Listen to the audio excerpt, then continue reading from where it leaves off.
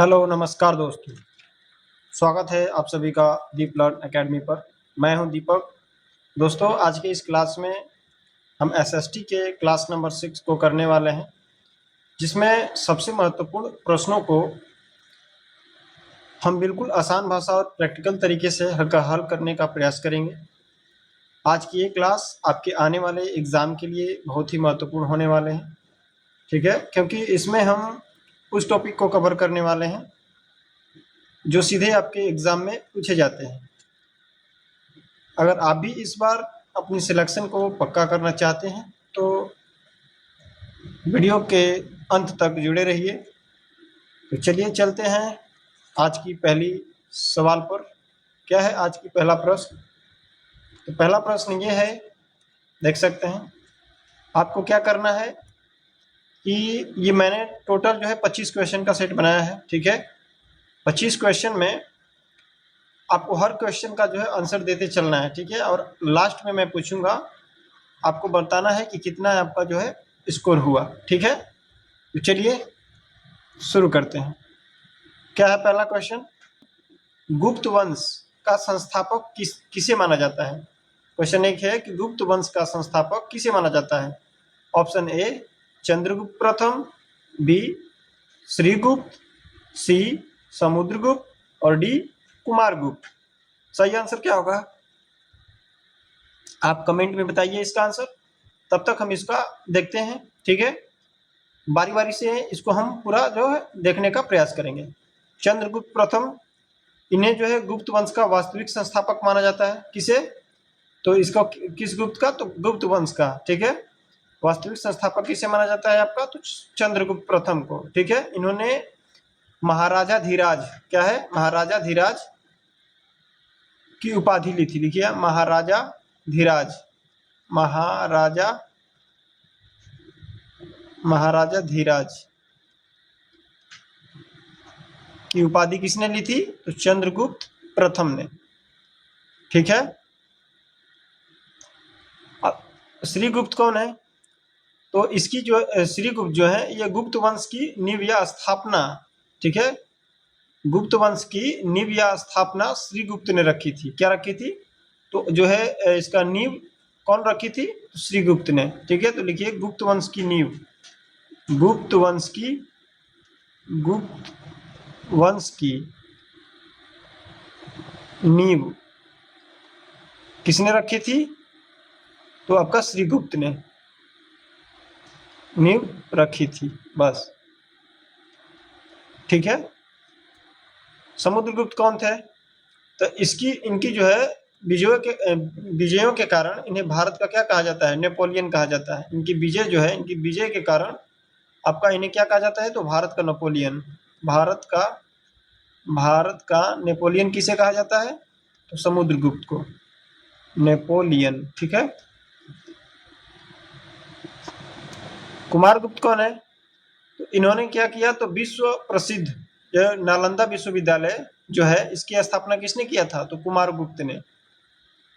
जो विश्व में प्रसिद्ध है आपका नालंदा विश्वविद्यालय, वो कहाँ पर जो क्या नाम है इसका, जो है स्थापना किसने करवाया था? तो कुमारगुप्त ने करवाया था। नालंदा विश्वविद्यालय की स्थापना, नालंदा विश्वविद्यालय, नालंदा विश्वविद्यालय की स्थापना किसने करवाया था? आपका कुमारगुप्त ने, ठीक है। तो पहला का आंसर क्या हो गया आपका? बी। क्या होगा? ऑप्शन नंबर बी, ठीक है। चलिए देखते हैं दूसरा क्वेश्चन।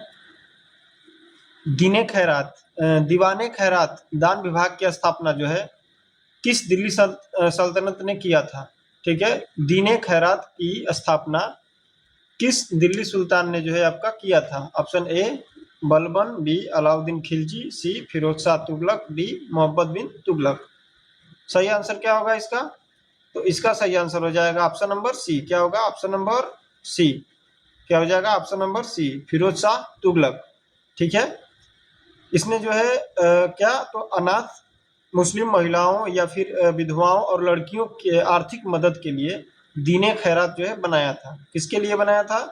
तो आपका अनाथ मुस्लिम महिलाओं और जो है विधवाओं और तथा लड़कियों की आर्थिक विकास के लिए।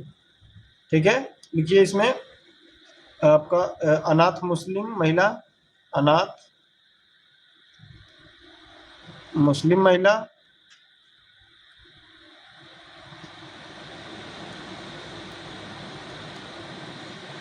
मुस्लिम महिला और विधवा, विधवा और आपका विधवा हो गया। उसके बाद था क्या, तो लड़कियों, लड़कियों की आर्थिक मदद के लिए जो है आपका फिरोज शाह तुगलक ने दीवाने खैरात जो है की स्थापना किया था। ठीक है, देखते हैं ऑप्शन ए क्या है, बलबन। तो इन्होंने लौह एवं रक्त, क्या, ब्लड एंड आयरन की नीति अपनाई। ठीक है, और सिजदा क्या है, तो सिजदा पैबोस प्रथा शुरू किया था। लिखिए सिजदा पैबोस, सिजदा, सिजदा पैबोस, सिजदा पैबोस प्रथा जो है किसने शुरू किया था, तो आपका बलबन ने। ठीक है, और अलाउद्दीन खिलजी, यह अपनी बाजार नियंत्रण प्रणाली और अस्थायी सेना के लिए जो जाने जाते हैं। किसके लिए, बाजार नियंत्रण प्रणाली, बाजार नियंत्रण प्रणाली, नियंत्रण प्रणाली, बाजार नियंत्रण प्रणाली और अस्थायी सेना, अस्थायी सेना के लिए जाने जाते हैं। ठीक है, मोहब्बत बिन तुगलक कौन है, ठीक है, तो इसने दीवाने अमीर को ही, क्या, दीवाने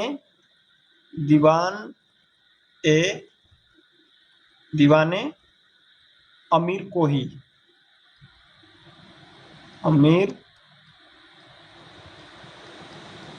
को ही, दीवाने अमीर को ही जो है कृषि विभाग, ठीक है, बनाया और अपनी राजधानी जो है दौलताबाद ले गया था। ठीक है, कहाँ से, दिल्ली से जो है दौलताबाद अपनी राजधानी को ले गया। ठीक, चलिए देखते हैं अगला। अगला क्या है कि वर्ष 1905 में servants of India society, Bharat सेवक समाज की स्थापना किसने किया था। 1905 में servant of India society, Bharat सेवक समाज जो है इसकी स्थापना किसने किया था। ए बाल गंगाधर तिलक, बी गोपाल कृष्ण गोखले, सी लाला लाजपत राय और डी दादा भाई नौरोजी। सही आंसर क्या होगा इसका, तो इसका सही आंसर हो जाएगा इसका ऑप्शन नंबर क्या होगा, बी। क्या होगा option number B, Gopal Krishna Gokhale ने। ठीक है, महात्मा गांधी के कौन थे ये, तो राजनीतिक गुरु थे। ठीक है, महात्मा गांधी के राजनीतिक गुरु कौन थे, तो गोखले, जिन्होंने 1905 में पुणे में इसकी स्थापना किया था। किसका, तो भारत सेवक समाज का। ठीक है, 1905 में आपका servants of India society. Gopal Krishna Gokhale कौन थे, तो गांधी जी के, लिखिए गांधी जी के राजनीतिक गुरु, राजनीतिक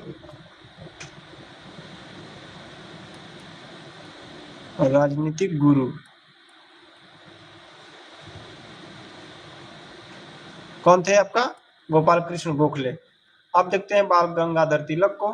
इन्होंने 1916 में क्या किया था, तो 1916 में होम रूल लीग, क्या है, होम रूल लीग बनाई, होम रूल लीग बनाई, होम रूल लीग बनाई। ठीक है, और कहा, क्या कहा, तो स्वराज मेरा जन्म अधिकार है। क्या कहा, स्वराज मेरा जन्म अधिकार है। देखिए यहाँ स्वराज मेरा जन्म अधिकार है, जन्म अधिकार है। ठीक है, इन्होंने बाल गंगाधर तिलक ने क्या किया, तो 1916 में होम रूल लीग बनाई और इन्होंने कहा कि स्वराज मेरा जन्म अधिकार है। ठीक है, अब देखते हैं लाला लाजपत राय को। तो लाला लाजपत राय जो है क्या है, तो इन्हें क्या कहा जाता है, तो पंजाब का केसरी। क्या कहा जाता है, पंजाब केसरी। देखिए इन्हें लाला लाजपत राय को क्या कहा जाता है, पंजाब केसरी के नाम से जानते हैं, केसरी, पंजाब केसरी के नाम से किसे जाना जाता है, तो लाला लाजपत राय को। ठीक है, इन्होंने जो है साइमन कमीशन के विरोध में क्या किया, तो साइमन कमीशन के विरोध के लिए ये धरना पर थे। ठीक है, तो इनके विरोध में आपका क्या हुआ, लाठीचार्ज हुआ और इनकी मृत्यु हो गई। क्या, तो लिखिए साइमन कमीशन के विरोध में लाठीचार्ज में मृत्यु किसका हुआ था, तो आपका लाला लाजपत राय का हुआ था। दादा भाई नौरोजी कौन थे, तो इन्हें जो है grand old man of India कहा जाता है। क्या, तो grand old man of India, grand old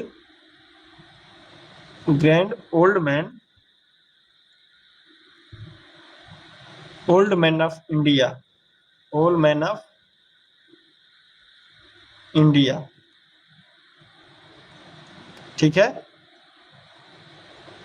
इन्होंने क्या किया, तो धन निष्कासन का सिद्धांत दिया। किसका, धन निष्कासन का। दादा भाई नौरोजी ने धन निष्कासन का सिद्धांत जो है दिया था।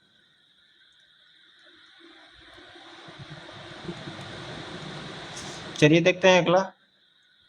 अगला क्या है कि इंकलाब जिंदाबाद। इंकलाब जिंदाबाद का नारा जो है सबसे पहले किसने प्रसिद्ध किया था। इंकलाब जिंदाबाद का नारा सबसे पहले किसने प्रसिद्ध किया था। Option A Chandrashekhar Azad, B Bhagat Singh, C Subhash Chandra Bose और डी अशफाक उल्लाह खान। तो इसका सही क्या आंसर हो जाएगा, तो option number B Bhagat Singh. क्या होगा, option number B Bhagat Singh. यह नारा जो है मूल रूप से हसरत मोहानी ने लिखा है। कौन लिखा है इसने, इसको इंकलाब जिंदाबाद को, तो इसने पूछिएगा कि नारा जो है ये, इसको कौन लिखा है, तो मूल रूप से नारा इसने किसने लिखा है, तो हसरत, देखिए हसरत मोहानी। हसरत मोहानी जो है मूल रूप से लिखने वाले हैं इसको, और लेकिन इसे जन जन तक मतलब पब्लिक में जो है फैलाने का या पहुंचाने का काम जो है किसने किया था, तो भगत सिंह ने क्या किया था, तो भगत सिंह ने इसे क्या किया था, इसके नारा को तो प्रसिद्ध किया था। ठीक है, इंकलाब जिंदाबाद का नारा जो है प्रसिद्ध कौन किया था, तो भगत सिंह।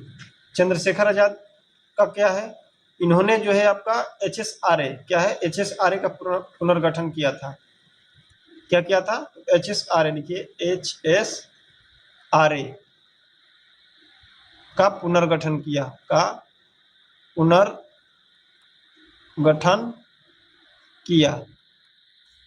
HSRA का पुनर्गठन किया।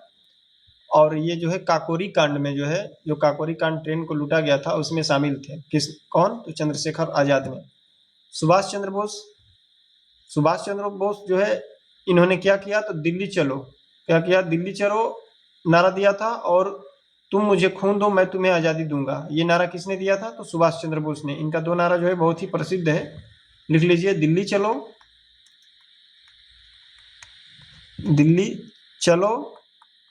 और तुम मुझे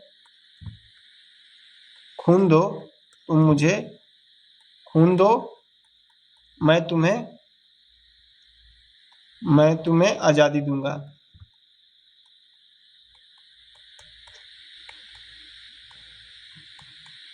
नारा किसने दिया, तो सुभाष चंद्र बोस ने।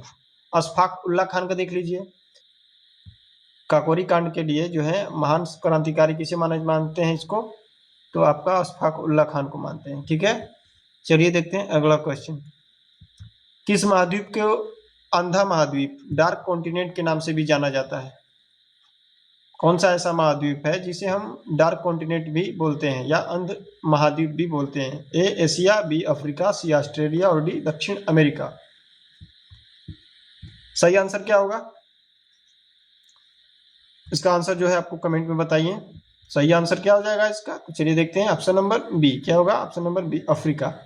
क्यों कहते हैं, तो ये 19वीं शताब्दी में जो है 19वीं शताब्दी तक दुनिया से कटे रहने तथा आर्थिक एवं सामाजिक या फिर शिक्षा में ये सबसे पिछड़ा था। इसके कारण इसको हम क्या बोलते हैं, अंध महाद्वीप बोलते हैं। ठीक है, एशिया क्या है, एशिया यह सबसे बड़ा महाद्वीप है। क्या है, दुनिया का सबसे बड़ा महाद्वीप कौन सा है, एशिया है। और इसे सभ्यता का पालना भी कहा जाता है। क्या कहते हैं इसे, सभ्यता का पालना भी कहते हैं। लिख लीजिए, सभ्यता का पालना किसे कहा जाता है। क्वेश्चन आ सकता है, पालना किसे कहा जाता है, तो एशिया को कहते हैं। ठीक है, और ये सबसे बड़ा महाद्वीप है। क्या है, सबसे बड़ा महाद्वीप, सबसे बड़ा महाद्वीप। ठीक, अफ्रीका हो गया आपका। ऑस्ट्रेलिया क्या है? तो ऑस्ट्रेलिया यह सबसे छोटा महाद्वीप है, जिसे हम ऑस्ट्रेलिया से तो देश है, ये किसके अंतर्गत आता है? तो ओशिनिया के अंतर्गत आता है। ठीक है, ये क्या है? सबसे छोटा महाद्वीप, सबसे छोटा महाद्वीप, छोटा महाद्वीप। ठीक है, इसे क्या बोलते हैं हम लोग? तो इसे प्यासी भूमि के नाम से भी जानते हैं। क्या है? प्यासी भूमि का देश। देखिए, इसको प्यासी भूमि के नाम से भी जानते हैं, प्यासी भूमि के नाम से। प्यासी भूमि के नाम से इसे किसे जानते हैं हम लोग? ऑस्ट्रेलिया को जानते हैं। दक्षिण अमेरिका को देखिए, तो ये किसे है? तो पक्षियों का महाद्वीप कहा जाता है। दक्षिण महाद्वीप जो है पक्षियों का महाद्वीप कहा जाता है। देखिए यहाँ, पक्षियों का महाद्वीप, पक्षियों का महाद्वीप किसे कहा जाता है? महाद्वीप किसे कहते हैं? तो आपका हो जाएगा दक्षिण अमेरिका।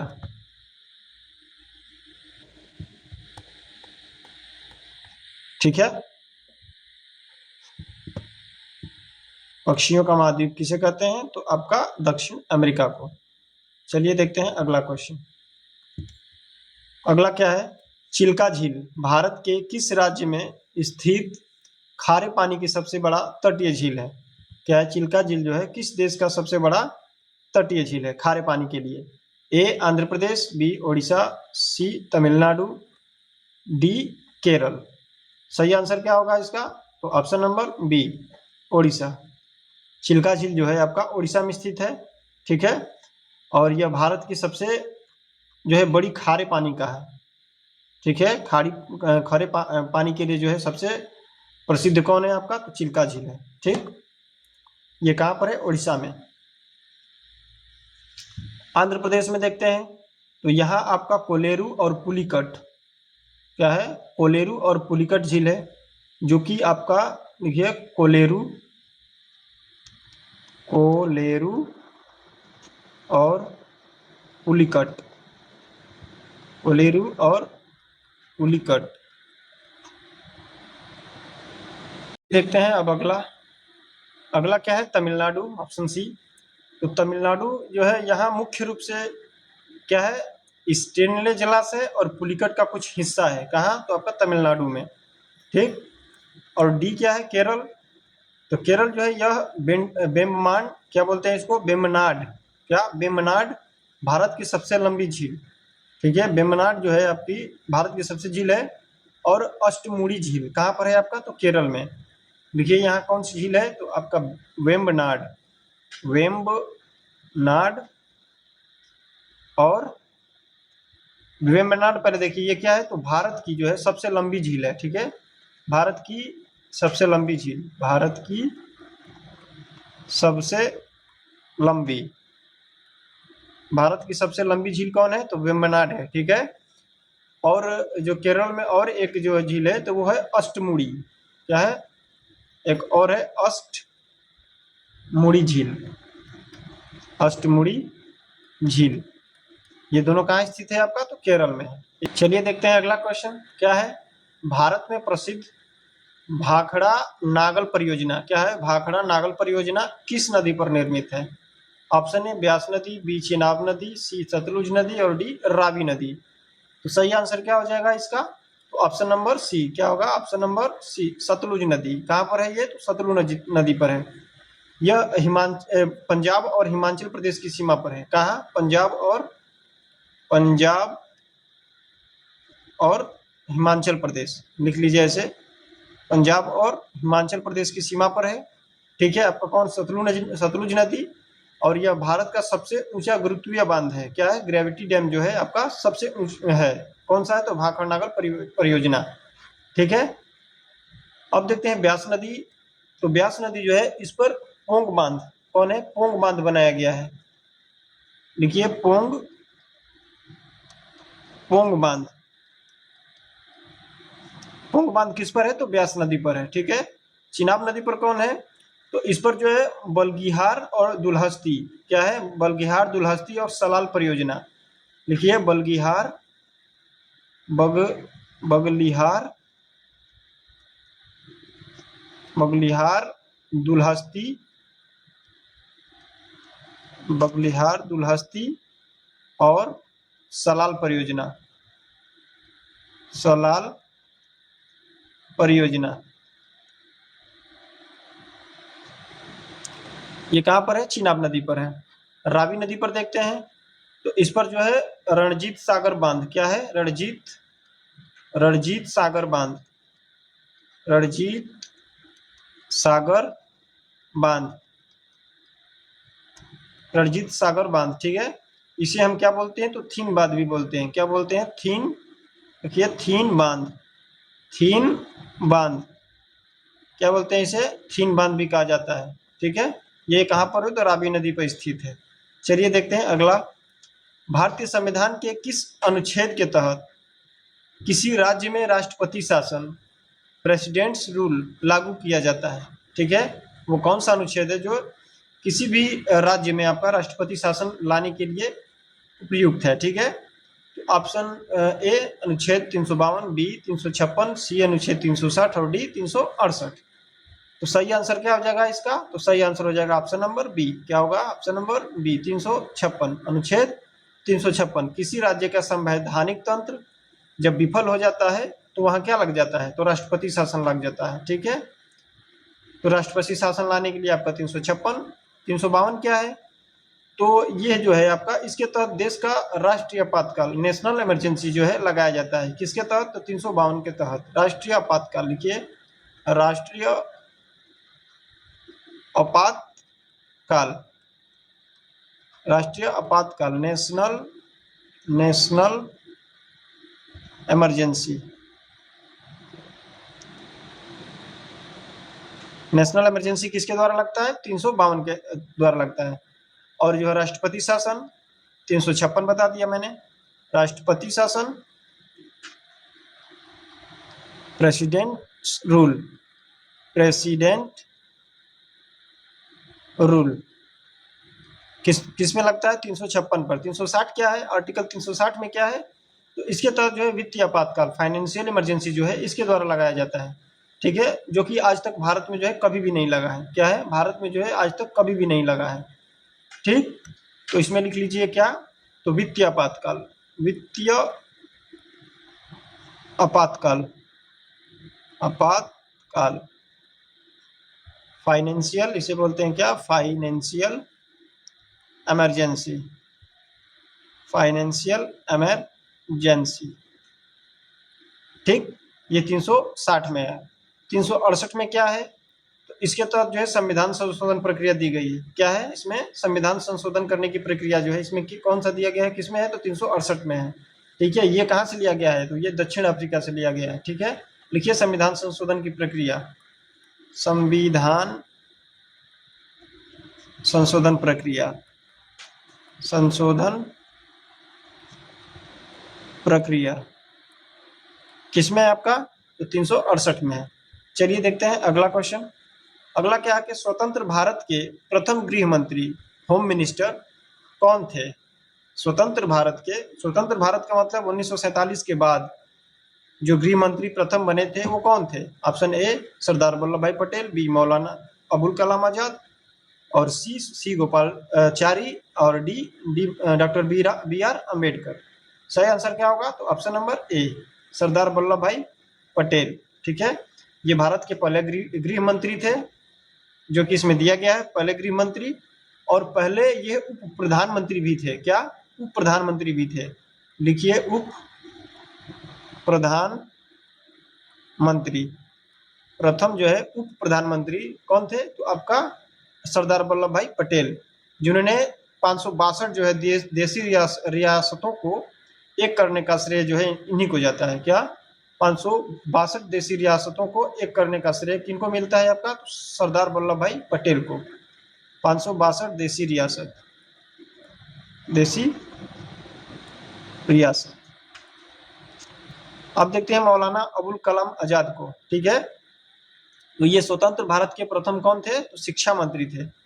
स्वतंत्र भारत के प्रथम शिक्षा मंत्री, प्रथम शिक्षा मंत्री, शिक्षा मंत्री ठीक है, कौन थे? मौलाना अबुल कलाम आजाद।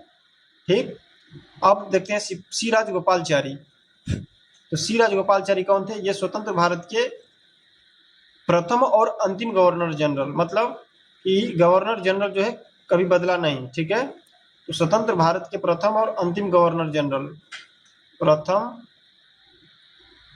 एवं प्रथम व अंतिम, देखिए प्रथम व अंतिम governor general, governor general doctor B R Ambedkar. इन्हें आप जानते हैं कि ये भारत के प्रथम कानून या विधि मंत्री थे। कौन थे? भारत के कानून मंत्री, भारत के प्रथम, भारत के क्या? प्रथम, भारत के प्रथम कानून तथा विधि मंत्री, कानून तथा विधि मंत्री कौन थे आपका? Doctor B R Ambedkar. और जो है ड्राफ्टिंग कमेटी के अध्यक्ष, क्या ड्राफ्टिंग कमेटी जो था उसके अध्यक्ष कौन थे? तो आपका डॉक्टर बी आर अम्बेडकर। चलिए देखते हैं अगला। अगला क्या है कि किसी राज्य की विधानसभा लेजिस्लेटिव असेंबली का कार्यकाल जो है सामान्यतः कितने वर्षों का होता है? ठीक, ऑप्शन ए 4 वर्ष, बी 5 वर्ष, सी 6 वर्ष और डी अनिश्चित। सही आंसर क्या होगा? ऑप्शन नंबर बी 5 वर्ष। ठीक है, भारत में जो है लोकसभा और राज्यसभा की विधानसभा क्या है? भारत में जो है लोकसभा और राज्यों की विधानसभा का कार्यकाल कितना होता है? 5 वर्ष होता है। ठीक है, लिख लीजिए लोकसभा और राज्यों की विधानसभा, लिख लीजिए लोकसभा तथा विधानसभा, जिसमें आपका प्रधानमंत्री हो गए, मुख्यमंत्री हो गए, या फिर विधायक, एमएलए, एमएलसी जो भी है आपका कितने होते हैं? तो 5 वर्ष उनका कार्यकाल होता है। 4 वर्ष क्या होता है? तो ये अमेरिका के राष्ट्रपति का कार्यकाल होता है। ये कहाँ का है? तो ये राष्ट्रपति जो है आपका अमेरिका का राष्ट्रपति, अमेरिका का राष्ट्रपति जो है 4 साल कार्यकाल में रहते हैं। अमेरिका का राष्ट्रपति, अमेरिका का राष्ट्रपति का कितना होता है समय? 4 वर्ष होता है। 6 वर्ष किसका है? तो यह राज्यसभा और विधान परिषद। ठीक है, राज्यसभा और विधान परिषद का है। किसका है? राज्यसभा और विधान परिषद, विधान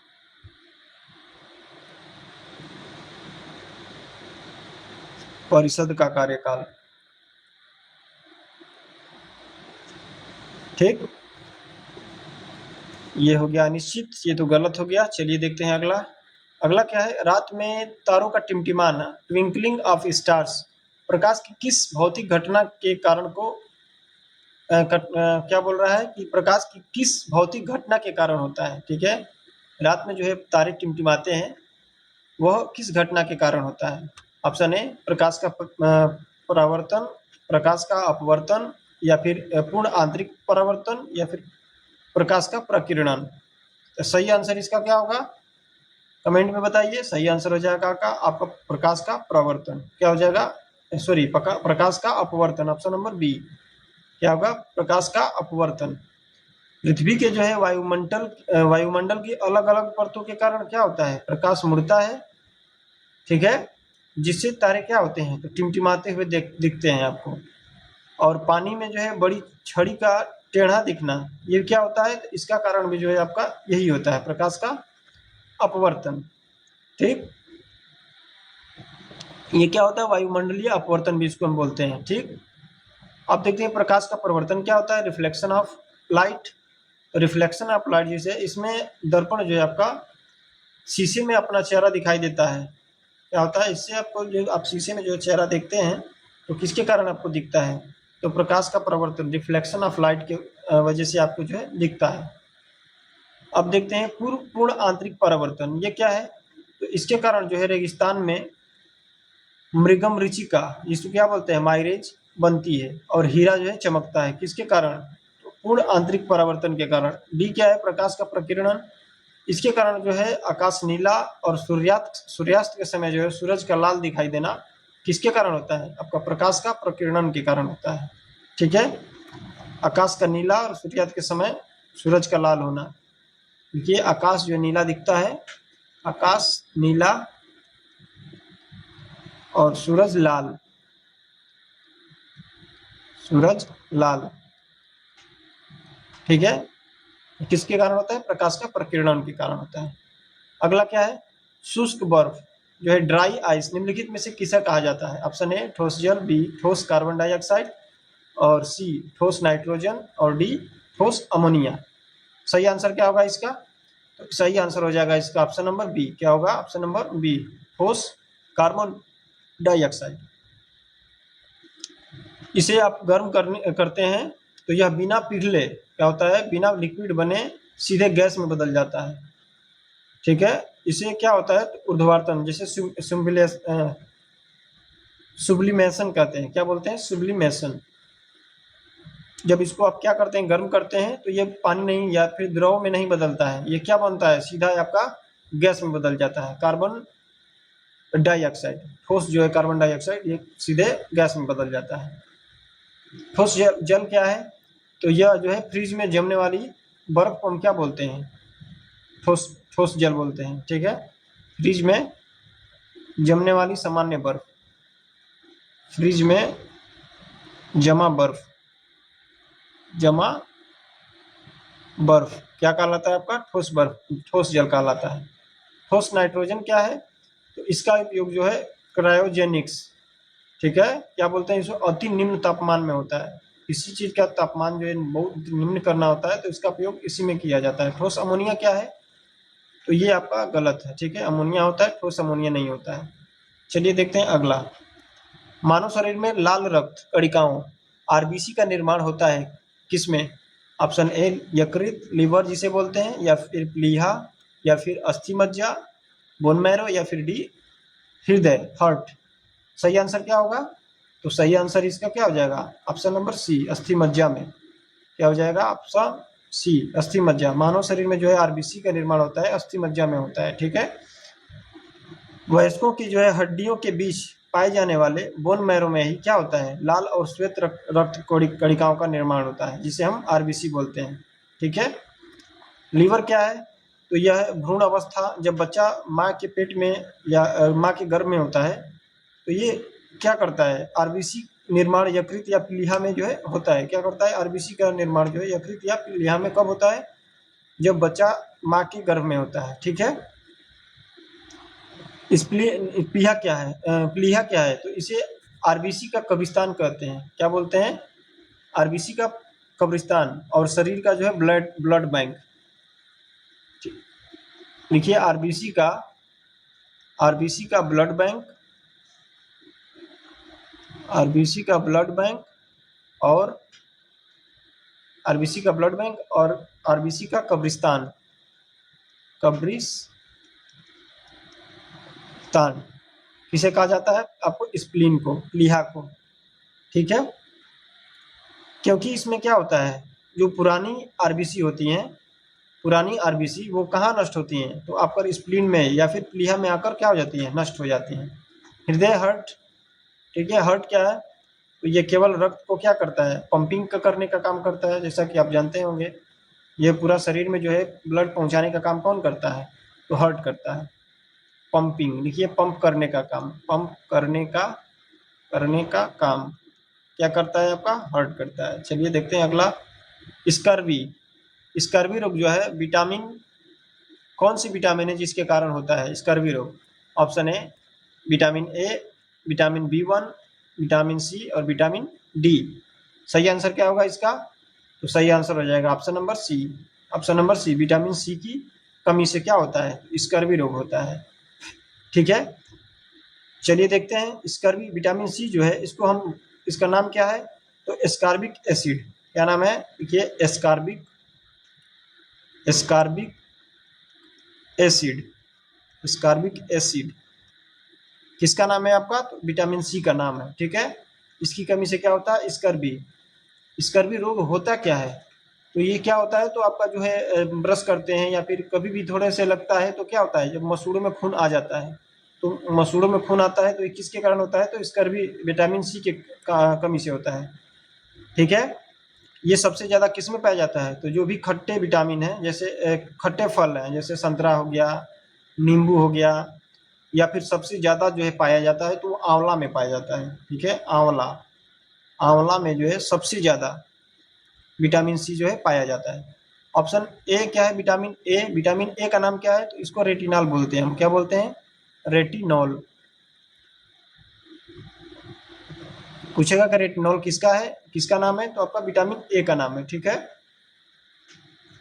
इसकी कमी से क्या होता है, तो रतौंधी होता है। क्या होता है, रतौंधी, रतौंधी। ठीक है, रतौंधी किसके कारण होता है, विटामिन ए के कारण।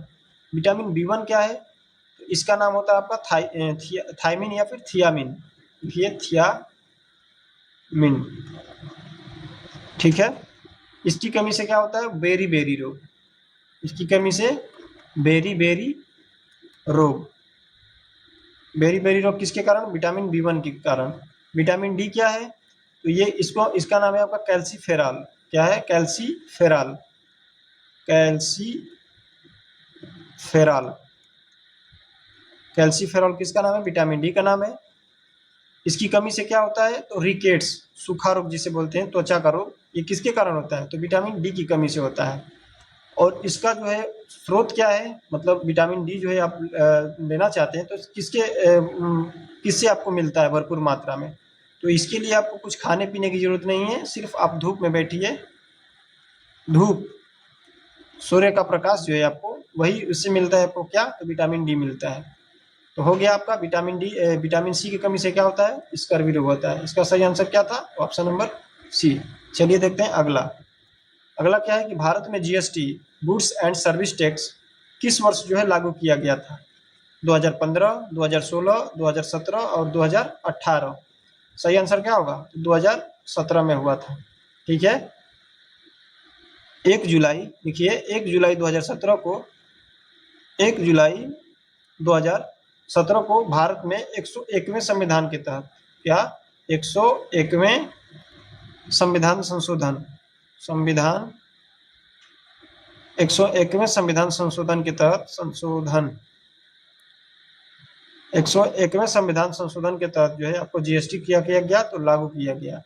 ठीक है, सबसे पहले जो किस राज्य ने पास किया था इसको, तो इसको असम ने किया था। किसने, असम ने सबसे पहले जो है जीएसटी को लागू किया या फिर पास किया। ठीक है, देखते हैं 2015 में क्या हुआ था।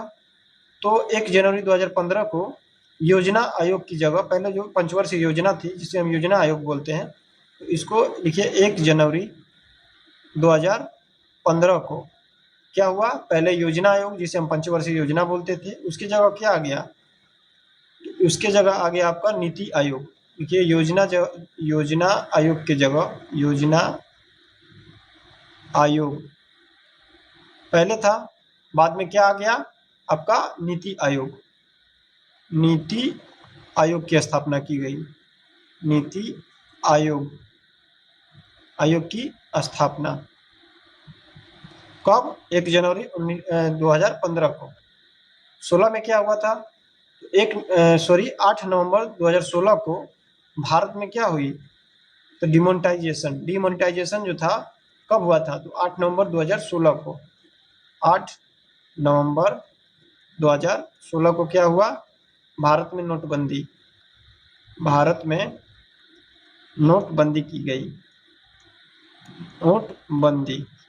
ठीक है, 2018 में क्या हुआ, तो 2018 में तो ऐसा कोई लग नहीं रहा है कि कुछ हुआ है। ठीक है, तो इसमें कुछ नहीं है। ठीक है, ऑप्शन नंबर डी क्या है, गलत है। सही आंसर क्या हो गया, जीएसटी कब लागू हुआ, तो 2017 में, 1 जुलाई 2017 में 101वें संविधान संशोधन के तहत लागू हुआ था। और सबसे पहला जो राज्य था पास करने वाला वो था असम। चलिए देखते हैं अगला। प्रसिद्ध काजीरंगा राष्ट्रीय उद्यान, काजीरंगा नेशनल पार्क जो किस जीव के संरक्षण के लिए किया जाता है या फिर जाना जाता है। ऑप्शन ए, एक सिंग वाला गेंडा, बी, रॉयल बंगाल टाइगर, सी, एशियाई शेर, या फिर डी, जंगली हाथी। सही आंसर क्या होगा इसका, तो सही आंसर क्या हो जाएगा, ऑप्शन नंबर ए। क्या होगा, ऑप्शन नंबर ए, एक सिंग वाला गेंडा के लिए जो है काजीरंगा राष्ट्रीय उद्यान को जाना जाता है। ठीक है, ये असम में स्थित है। असम में क्या है, काजीरंगा स्थित है। ये किसके लिए है, तो वन हॉर्न जो है आपका एक सींग वाला गेंडा के लिए पूरी दुनिया में क्या है, प्रसिद्ध है। कहाँ पर लिख लीजिए, असम में स्थित, असम में स्थित है। ठीक है, उसके बाद देखिए रॉयल बंगाल टाइगर के लिए, तो रॉयल बंगाल टाइगर जो है इसके लिए आपका सुंदरबन कहाँ है, सुंदरबन में, जो कि आपका पश्चिम बंगाल में पाए जाते हैं। कहाँ पर, पश्चिम बंगाल में। देखिए सुंदरबन, सुंदरबन पश्चिम बंगाल, पश्चिम बंगाल। अब देखते हैं एशियाई शेर। ठीक है, एशियाई शेर देखते हैं। ये भारत के केवल गिर राष्ट्रीय उद्यान, कहाँ पर, तो गिर राष्ट्रीय उद्यान में पाए जाते हैं। ठीक है, देखिए गिर राष्ट्रीय उद्यान में कौन पाए जाते हैं, एशियाई शेर। गिर राष्ट्रीय उद्यान, गिर राष्ट्रीय उद्यान में कौन पाए जाते हैं, तो ये हो गया आपका एशियाई शेर। ठीक है, जो कि आपका गुजरात में स्थित है, गुजरात में। उसके बाद जंगली हाथी देखते हैं। ये जो है पेरियार राष्ट्रीय उद्यान, क्या है, पेरियार राष्ट्रीय उद्यान, जो कि केरल में है। उसमें जो है बहुयात में से मिलते हैं। ठीक है, पेरियार, पेरियार राष्ट्रीय उद्यान, राष्ट्रीय उद्यान, ये कहाँ पर है, केरल में है। देखते हैं अगला, बिहू किस राज्य का प्रमुख लोक नृत्य और त्योहार है। बिहू जो है किस राज्य का प्रमुख लोक नृत्य और त्योहार माना जाता है। ए ओडिशा, बी पश्चिम बंगाल, सी असम और डी मणिपुर। तो बिहू जो है किस राज्य का है, तो यह है असम का। कहाँ का है, ऑप्शन नंबर सी, असम का। ठीक है, बिहू क्या है, असम का फसल कटाई, क्या है, फसल कटाई का मुख्य त्योहार है और नृत्य है। यहाँ शास्त्रीय नृत्य जो क्या है, सत्रिया, यहाँ क्या है, सत्रिया जो है शास्त्रीय नृत्य है। शास्त्रीय नृत्य कौन सा है यहाँ का, शास्त्रीय नृत्य, तो ये है आपका सत्रिया, सत्रिया। ठीक है, और बिहू जो है लोक नृत्य जो है आपका, ये कहाँ है, असम का है। ठीक, उड़ीसा का देखते हैं। तो उड़ीसा का शास्त्रीय नृत्य कौन सा है, तो छाऊ नृत्य है। कहाँ क्या है, उड़ीसा का शास्त्रीय नृत्य छाऊ है, छाऊ। ठीक है, पश्चिम बंगाल का, तो यहाँ बाउल और जात्रा लोक नृत्य, बाउल और यात्रा, बाउल और यात्रा लोक नृत्य कहाँ का है, पश्चिम बंगाल। मणिपुर में, तो यहाँ मणिपुरी चलता है, क्या, मणिपुरी, मणिपुरी नृत्य। देखते हैं अगला, अंतर्राष्ट्रीय न्यायालय नेशनल कोर्ट ऑफ जस्टिस का मुख्यालय कहाँ स्थित है।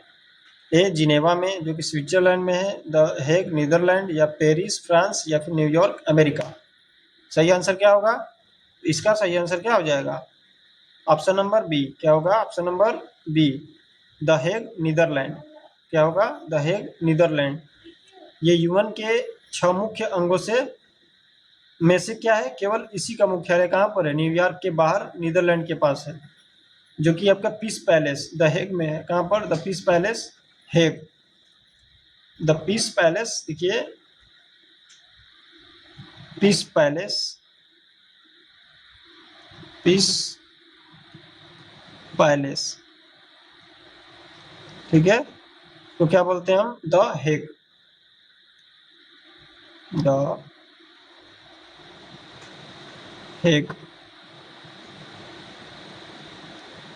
ठीक है, जिनेवा में, तो यहाँ WHO का। ठीक है, कहाँ का है, ये कहाँ है, सॉरी ये किसका है, तो WHO स्वास्थ्य संगठन जो है। और देखिए यहाँ स्वास्थ्य संगठन WHO, उसके बाद आपका WTO, WHO हो गया, WTO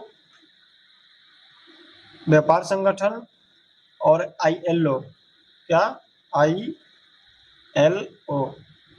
जिनेवा में क्या है, तो WHO का, WTO का और ILO का। मुख्यालय कहाँ है? तो जिनेवा में है। पेरिस में, तो पेरिस में यूनेस्को का मुख्यालय है। यूनेस्को, यूनेस्को का मुख्यालय कहाँ पर है? तो पेरिस में है। और न्यूयॉर्क में, तो यहाँ यूएन और यूनिसेफ, क्या? यूएन और यूनिसेफ, यूनिसेफ का मुख्यालय कहाँ है? ये न्यूयॉर्क अमेरिका में है। अगला देखते हैं, नोबेल पुरस्कार से सम्मानित होने वाले प्रथम भारतीय कौन थे? A CV Raman, doctor CV Raman, B Swami Vivekananda और C Rabindranath Tagore, D mother Teresa. सही आंसर क्या होगा इसका? तो option number C, Rabindranath Tagore. ठीक है, इनकी काव्य थी गीतांजलि, जो गीतांजलि थी उनके लिए इनको क्या मिला था? तो नोबेल पुरस्कार से सम्मानित किया गया था, जो कि 1913 में, देखिए 1913 में इनकी रचना जो है क्या? गीतांजलि, गीतांजलि 1913 में गीतांजलि के लिए इन्हें क्या किया गया? साहित्य का नोबेल पुरस्कार मिला। ठीक है, ये जो है भारत में ही नहीं पूरे एशिया का नोबेल पुरस्कार था। क्या था? तो ये पूरे एशिया का नोबेल पुरस्कार विजेता थे। देखिए एशिया का विजेता, एशिया विजेता, जो कि गीतांजलि के लिए मिला। डॉक्टर सीवी रमन, ये भौतिकी के लिए मिला इनको, भौतिकी। ठीक है, भौतिकी के क्षेत्र में जो है इनको नोबेल पुरस्कार मिला, जो कि ये पहले भारतीय थे। क्या थे? पहले भारतीय, जो कि 1930 में मिला। ठीक है, किसके लिए मिला था? तो रमन प्रभाव, रमन प्रभाव। एक स्वामी विवेकानंद, ये 1893 के शिकागो धर्म सम्मेलन में क्या किए थे? तो अपना भाषण के लिए प्रसिद्ध हुए थे। कहाँ? तो शिकागो, 1893 में शिकागो, 1893 के शिकागो धर्म सम्मेलन में, शिकागो धर्म सम्मेलन, धर्म सम्मेलन। ठीक है, मदर टेरेसा, तो इनको शांति का नोबेल पुरस्कार मिला है। ठीक है, शांति के लिए नोबेल पुरस्कार, शांति का नोबेल, शांति का नोबेल पुरस्कार पाने वाली जो है क्या है? भारत की पहली क्या थी? तो नागरिकता प्राप्त महिला थी। ठीक है, नागरिकता प्राप्त महिला कौन थी? आपकी मदर टेरेसा, जिन्होंने 1989 में इनको क्या मिला? तो शांति का नोबेल पुरस्कार मिला। ठीक है, अगला देखते हैं। अगला क्या है कि कंप्यूटर का मस्तिष्क, ब्रेन ऑफ कंप्यूटर किसे कहा जाता है? Option A RAM, B ROM, C CPU और डी हार्ड डिस्क। ठीक है, सही आंसर क्या हो जाएगा? CPU, CPU central processing unit. क्या होता है ये? Central processing unit. ठीक है, इसकी क्या कहा जाता है? तो भारत कंप्यूटर की दिमाग। ठीक है, या ब्रेन ऑफ कंप्यूटर क्यों कहा जाता है? क्योंकि इस कंप्यूटर की जो है सारी गणनाएं या फिर प्रोसेसिंग का काम जो होता है, ये सभी कहाँ होता है? आपका सीपीयू में होता है। ठीक है, इसलिए इसको क्या बोलते हैं हम लोग? तो ब्रेन ऑफ कंप्यूटर बोलते हैं। रैम क्या है? तो इसको हम बोलते हैं रैंडम एक्सेस मेमोरी। क्या? Random access memory. क्या बोलते हैं? Random access memory. क्यों बोलते हैं? क्योंकि ये जो है आपका अस्थायी रूप से, क्या, कभी डाटा इधर कभी उधर कभी, मतलब इसलिए इसमें क्या होता है? डाटा जो है रैंडमली स्टोर होता है, इसलिए क्या बोलते हैं इसको? रैंडम एक्सेस मेमोरी बोलते हैं, या फिर रैम। ठीक है, जैसे ही आपका जो भी आप स्क्रीन पर, जैसे मैं आप पढ़ा रहा हूँ यहाँ पर, ठीक है, जो भी कुछ पढ़ा रहा हूँ तो ये कहाँ पर स्टोर हो रहा है? ये सभी रैम में स्टोर हो रहा है। ठीक है, यहीं आपका लाइट, किसी भी चीज़ को आप काम कार्य कर रहे हैं, ठीक है, अगर लाइट ऑफ हो जाता है तो क्या हो जाएगा? आपका डाटा जो है सभी लॉस हो जाता है या फिर चला जाता है। इसलिए आपका लैपटॉप में देखते हैं, लैपटॉप में मान के चलिए कुछ कार्य कर रहे हैं तो इसमें आपको बैटरी दिया जाता है। ठीक है, बैटरी इसलिए दिया जाता है कि आप जो है कंप्यूटर कार्य करते समय अगर लाइट चली जाती है तो आपका डाटा जो है लॉस नहीं होगा, आप उसको अच्छी तरह से सेव कर सकेंगे और कुछ समय तक आप उसको कार्य कर सकेंगे। ठीक है, रोम क्या है? तो इसको बोलते हैं रीड ओनली मेमोरी। क्या बोलते हैं? Read only memory. Read only memory ये अपने आप में खुद बता रहे हैं, क्या बता रहा है? ये क्या है? तो अस्थाई, क्या बोलते हैं, सॉरी अस्थाई नहीं है, ये अस्थाई है। यह अस्थाई नॉन वोलेटाइल मेमोरी है। क्या है? Non volatile memory. अस्थाई मेमोरी जिसको हम बोलते हैं, अस्थाई मेमोरी कौन है? तो रोम है। हार्ड डिस्क क्या है? तो हार्ड डिस्क जो है, ये डाटा को हमेशा के लिए सेव करता है। ठीक है, किसी भी डाटा को आप मतलब सेव करके रखते हैं तो हार्ड डिस्क में सेव होता है। ठीक है, ये क्या है आपका? सेकेंडरी मेमोरी इसको हम बोलते हैं। क्या बोलते हैं? Secondary memory. Secondary memory. Secondary memory के नाम से किसे जाना जाता है? हार्ड डिस्क को। ठीक है, चलिए देखते हैं अगला। अगला आपका मैथ का क्वेश्चन है। ठीक, क्या है कि किसी परीक्षा में पास होने के लिए 36% अंक अनिवार्य है। ठीक है, पास होना है तो आपको 36% अंक लाना होगा। यदि एक छात्र जो है 45% 145 अंक प्राप्त करता है और 35 अंकों से फेल हो जाता है, तो कुल पूर्णांक मैक्सिमम मार्क्स जो है क्या होगा? तो चलिए देखते हैं इसको कैसे सॉल्व करते हैं। तो छात्र को मिले कितना? 145 मार्क्स। कितना मिला? 145 मार्क्स। और कितने वजह से फेल हुआ है? तो 35 मार्क्स से फेल हुआ है। ठीक है, तो इसका मतलब क्या हुआ? पास होने के लिए क्या चाहिए आपको? 145 में जब आप क्या करेंगे, 35 जोड़ देंगे तो ये आप पास हो जाएंगे। इसी है, यही है। तो क्या हो गया? इसको जब जोड़ेंगे तो 180 अंक। क्या हो गया? 180 मार्क्स किसके लिए चाहिए आपको? पास होने के लिए चाहिए। लेकिन प्रश्न में क्या दिया गया है? दिया गया कि 36% अंक अनिवार्य है। क्या है? 36% अंक अनिवार्य है। पासिंग परसेंट जो है आपका अनिवार्य है। ये किसके बराबर है? तो ये 180 मार्क्स के बराबर है। ठीक है, तो अब बताइए कि 36% जो है 180 के बराबर है, तो 1% बराबर कितना होगा? तो जब इसको इधर करेंगे, जब इसको काटेंगे तो क्या आएगा? 80 में काटिए इसको तो आप आ जाएगा 5। क्या आएगा? 5 आएगा। 5 मार्क्स। क्या आएगा? 5। देखिए 5 मार्क्स। 1% बराबर 5 मार्क्स। ठीक है, तो क्या बोला है कि मैक्सिमम मतलब पूर्णांक, पूरा 100% का मान पूछ रहा है। तो 100% का मान कितना हो जाएगा? 1% का मान 5। 5 मार्क्स है तो 100% का मान 500 मार्क्स। ठीक है, ये हो गया आपका आंसर। कितना आंसर हो गया? 500 मार्क्स। Option number B. क्या हो गया? Option number B. चलिए देखते हैं अगला। दो संख्याओं का अनुपात 3 संबंधी 5 है और उनका योगफल कितना है? 160 है। उनमें से छोटी संख्या क्या होगी? ठीक है, संख्या क्या है? 3 संबंधी 5 है। ठीक है, तो कितना है? दोनों का योगफल दिया है 160, तो 3 और 5 कितना हो जाएगा? 3 5 कितना हो जाएगा? 8। 8 का मान कितना दिया है? 160 मार्क्स दिया है या 160 दिया है। ठीक है, तो 8 का मान कितना हो गया? 8 बराबर 160 है। ठीक है, तो इसको एक अंक एक बराबर कितना हो जाएगा? या फिर इतना नहीं करना है, आप इस तरह नहीं करिए। 8 कितना है? 8 बराबर 160 है, तो कितना बार इसमें गुणा करिए? देखिए भाग करिए, कितना हो जाएगा? 8 दूनी के 16 और 0 20 वाट है, 160 होता है। ठीक है, क्या पूछा है इसमें? छोटी संख्या। 3 और 5 में छोटी संख्या कौन है? 3 है। कितना बार गया है इसमें? 20 बार गया है। तो 3 में 20 का गुणा कर दीजिए। 20 तिहाई 60। सही आंसर क्या होगा आपका? 60। क्या है? ऑप्शन नंबर बी होगा। ठीक है, अगला देखते हैं। अगला क्या है कि 4000 की मूलधन राशि पर, क्या है? 4000 की मूलधन राशि पर 5% वार्षिक दर से 3 वर्ष का साधारण ब्याज या एसआई कितना होगा? सिंपल इंटरेस्ट जो है कितना होगा? ठीक है, तो चलिए देखते हैं अगला।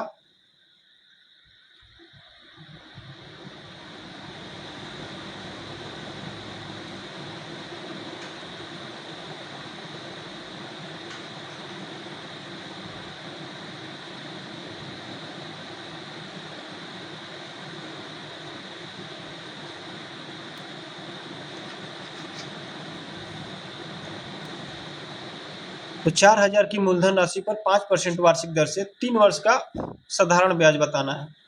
तो इसका सूत्र क्या होता है ये बताइए? मूलधन क्या होता है? साई का सूत्र साधारण ब्याज का मूलधन